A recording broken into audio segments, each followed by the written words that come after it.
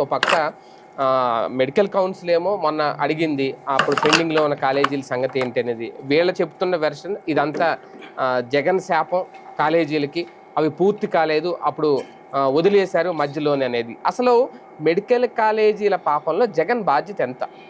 Medical కాలేజీలది పక్కా పాపం మాత్రం బాబు సర్కార్దేనండి, no doubt. అందులో ఇప్పుడు ఓ బిల్డింగ్ కట్టేటప్పుడు అన్నీ పూర్తి కావడానికి కొంత టైం తీసుకుంటుంది.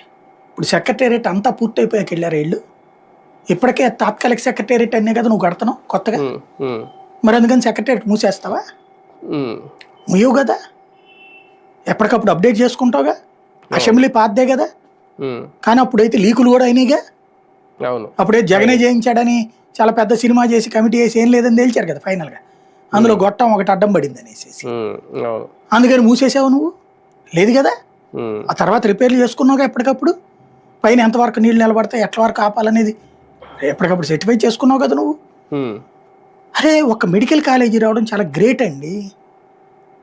నాకు తెలిసి ఇప్పుడు మేము చదువుకున్న కాలేజీ, దాన్ని ఏమంటాము, ఎప్పుడైనా సరే అంతా అయిపోయాక గరుగ్గా కాకుండా స్మూత్గా చేస్తారు కదా, దాన్ని ఏదో అంటారు, గోడలకి ప్లాస్టరింగ్ చేస్తారు కదా.